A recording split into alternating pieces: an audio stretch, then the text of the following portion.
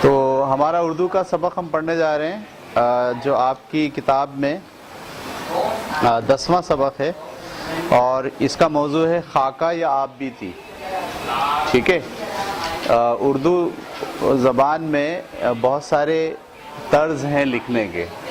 Novel ہے، افسانہ ہے، ٹھیک ہے، پھر ڈرامہ ہے، پھر کہانی ہے، مضمون ہے.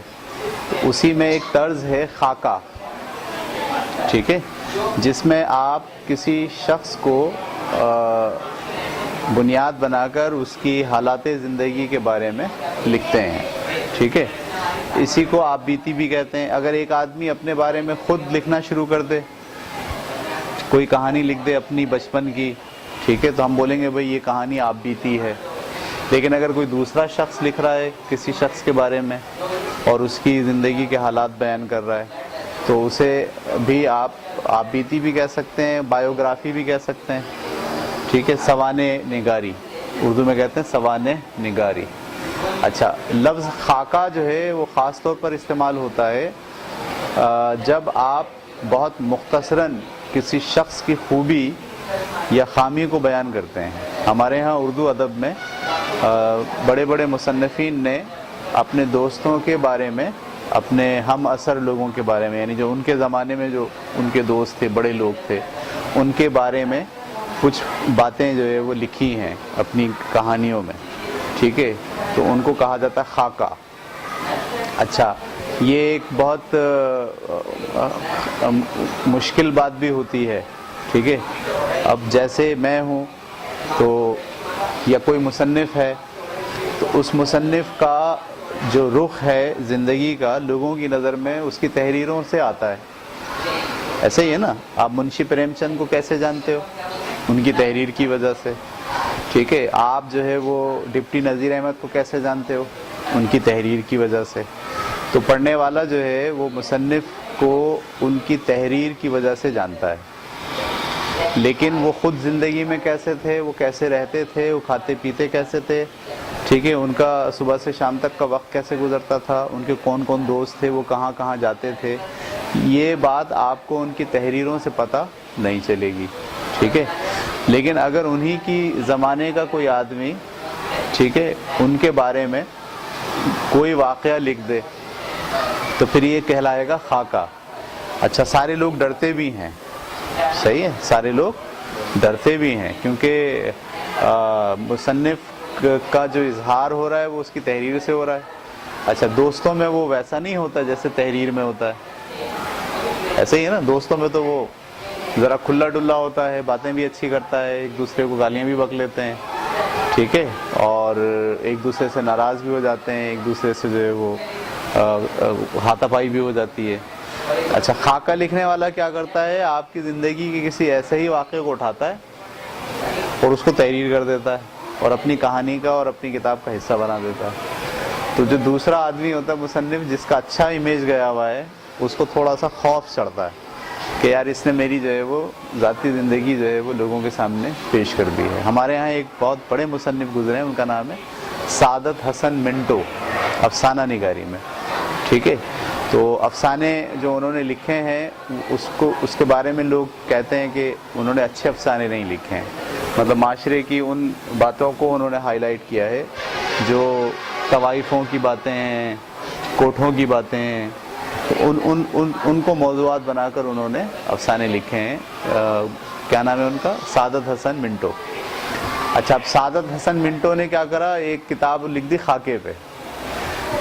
ٹھیک ہے. تو انہوں نے اپنے دوستوں کی وہ ساری باتیں جو جن کا تعلق کوٹھوں سے تھا جن کا تعلق جو ہے وہ کسی طوائف سے تھا، انہوں نے ان کی باتیں بھی جو ہے وہ اپنی ان خاکوں کے اندر لکھ دی ہے. تو سارے لوگ جو ہے نا بہت شدت سے ناراض ہوئے ان سے کہ بھائی یہ تم نے بہت غلط کیا ہمارے ساتھ، تمہیں ہماری نجی زندگی کو جو ہے وہ اس طرح لکھنے کا کوئی حق نہیں ہے. تو خاکہ جو ہے وہ لکھنا ذرا ایک مشکل امر ہوتا ہے، اس لیے کہ آپ ایسے شخص کی ذاتی زندگی کو ہائی لائٹ کرتے ہو جس کی شہرت جو ہے وہ کسی اور نام سے ہو چکی ہے. اچھا، کبھی ایسا بھی ہوتا ہے کہ آپ کسی مشہور آدمی کے لیے خاکہ لکھتے ہو، اور ایسا بھی ہوتا ہے کہ آپ کسی عام آدمی کے لیے خاکہ لکھتے ہو. ٹھیک ہے. عام آدمی کے لیے خاکہ لکھنے کا مطلب یہ ہوتا ہے کہ آپ اس عام آدمی میں ایک بڑے آدمی کو دیکھتے ہو. صحیح ہے. گلی محلے کے چوراہے پر ایک برف والا ہے، مثال ہے، ٹھیک ہے، اور برف والا ہے تو عام سا آدمی، لیکن اس کا اخلاق، اس کا کردار، اس کی خوبی، ٹھیک ہے، اس کے اندر ایسی صلاحیتیں جو انسانیت سے لبریز ہیں، وہ آپ دیکھ رہے ہو. تو آپ کیا کرتے ہو؟ اپنی کہانی میں، اپنے قصے میں اس کی کہانی، اس کی حالات زندگی کو لکھنا بتاتے ہو لوگوں کو، تاکہ لوگ جو ہے وہ اس عام آدمی کے اندر بھی ایک جو بڑا آدمی چھپا ہوا ہے اس کو جان لیں. ٹھیک ہے. تو خاکہ یہ بھی ہے، صرف بڑے ہی لوگوں کے لیے آپ خاکہ نہیں لکھتے، بلکہ آپ ایک عام آدمی لیکن جس کے اندر بڑا پن موجود ہو اس کے لیے بھی آپ خاکہ لکھتے ہیں. تو ہمارے ہاں جو سبق ہے وہ مولوی عبدالحق صاحب نے، ایک آدمی ہے نام دیو، اس کا نام ہے، کیا نام ہے؟ نام دیو. ہاں، نام دیو اس کا نام ہے، اور وہ مالی ہے ایک باغ کا. اس کے بارے میں لکھا ہے. ابھی ہم دیکھیں گے کہ اس کا کون سا بڑا پن انہوں نے دکھایا ہے، لیکن اس سے پہلے ہم مولوی عبدالحق کے بارے میں پڑھتے ہیں. اچھا، مولوی عبدالحق کے بارے میں آپ کو موٹی بات جو یاد رکھنی ہے وہ یہ ہے کہ اردو ادب میں اور اردو زبان کی ترقی میں مولوی عبدالحق کا بہت بڑا کردار ہے. ٹھیک ہے. یہ اردو اکیڈمی بنائی گئی باضابطہ. جب پاکستان بن گیا، ہندوستان سے یہ لوگ یہاں آ گئے، تو یہاں اردو کو فروغ دینے کے لیے، اردو کو ترویج دینے کے لیے، اردو کو رائج کرنے کے لیے ایک اکیڈمی بنائی گئی جس کا نام تھا اردو اکیڈمی. ٹھیک ہے. تو اس کے یہ سربراہ تھے، اور ان کا کام یہ تھا کہ اردو کو پروموٹ کریں، ڈکشنری لکھوائیں، انگلش کی بے شمار کتابیں جو اہم ہیں ان کا اردو میں ترجمہ کروائیں. ٹھیک ہے. اور اردو کو آگے بڑھائیں. ایسے سارے ادارے، ایسے سارے گورنمنٹ کے محکمے جہاں اردو کو رائج کرنے میں دشواری آ رہی ہے، مشکلات پیش آ رہی ہیں، تو ان کی خدمات جو ہے وہ حاصل کی گئیں. اس طرح سے اگر آپ مولوی عبدالحق صاحب کو یاد رکھیں تو اس بنیاد پر یاد رکھیں کہ پاکستان میں اردو کی ترویج، اس کو رائج کرنے اور اس کی مشکلات کو دور کرنے کے لیے مولوی عبدالحق ایک بہت بڑا نام ہے. اب ہم ان کے بارے میں پڑھ رہے ہیں. یہ 1870 میں پیدا ہوئے اور 1961 میں ان کا انتقال ہوا. مولوی عبدالحق ضلع میرٹھ، ہندوستان کے قصبے ہاپڑ میں پیدا ہوئے. ابتدائی تعلیم پہلے فیروز پور اور پھر علی گڑھ میں حاصل کی. آپ کو پتہ ہے نا، علی گڑھ وہی ادارہ ہے جو سر سید احمد خان نے قائم کیا تھا. اور یاد رکھیے، جو لوگ بھی علی گڑھ سے پڑھ کے نکلے، ٹھیک ہے، وہ ان کے اندر سیاسی بصیرت بھی تھی، ان میں قوم کو خدمت کرنے کا جذبہ بھی تھا. ٹھیک ہے. ان کے اندر علمی صلاحیت بھی بے پناہ تھی. اس لیے کہ سر سید احمد خان نے جو اسکول کھولا تھا وہ صرف اسکول نہیں تھا، بلکہ مسلمانوں کو ترقی دینے، علمی ترقی دینے کی ایک پوری تحریک تھی. ٹھیک ہے. اس لیے جو لوگ بھی اس علی گڑھ میں سے پڑھ کر آئے انہوں نے پھر بڑے بڑے کارنامے انجام دیے. اور آج بھی بہت کم لوگ اب تو زندہ ہیں، بہت سارے لوگوں کا انتقال ہو گیا، لیکن جو بھی لوگ پاکستان میں آئے اور وہاں سے پڑھے ہوئے تھے وہ اپنے نام کے ساتھ علیگ لکھتے تھے. عین لام یہ گاف، علیگ. اور وہ اعزاز اور مطلب اپنے نام کے ساتھ لفظ علیگ لکھنا اپنی جو ہے وہ خوبی سمجھتے تھے، ترہ امتیاز سمجھتے تھے، اور تھے بھی یقیناً، کیونکہ وہ ایک ایسے ادارے سے پڑھ کر آئے تھے جس کی شہرت جو ہے وہ ساری دنیا میں مانی جاتی ہے. تو یہ بھی علی گڑھ یونیورسٹی سے ڈی لٹ کی اعزازی ڈگریاں ملی. ٹھیک ہے. لٹریچر، لٹ کا مطلب ہوتا ہے لٹریچر، تو انہوں نے ایسے سمجھ لو جیسے لٹریچر میں یا ادب میں پی ایچ ڈی کی. آپ کچھ عرصہ حیدرآباد دکن میں بھی رہے اور تعلیم کے ساتھ اردو کے لیے مختلف خدمات انجام دی. انجمن ترقی اردو کے سیکریٹری مقرر ہوئے. جو میں آپ سے کہہ رہا ہوں اردو اکیڈمی، وہ دراصل اردو اکیڈمی نہیں ہے، وہ یہ ہے انجمن ترقی اردو. میں معافی چاہتا ہوں، اردو اکیڈمی تو ایک اور ادارہ ہے ہمارے ہاں کراچی میں، لیکن یہ اصل میں جو ادارہ بنایا گیا تھا اردو کی ترقی کے لیے، اس کا نام کیا تھا؟ انجمن ترقی اردو کے سیکریٹری مقرر ہوئے. پھر دہلی میں بھی اسی عہدے پر فائز رہ کر کام کیا.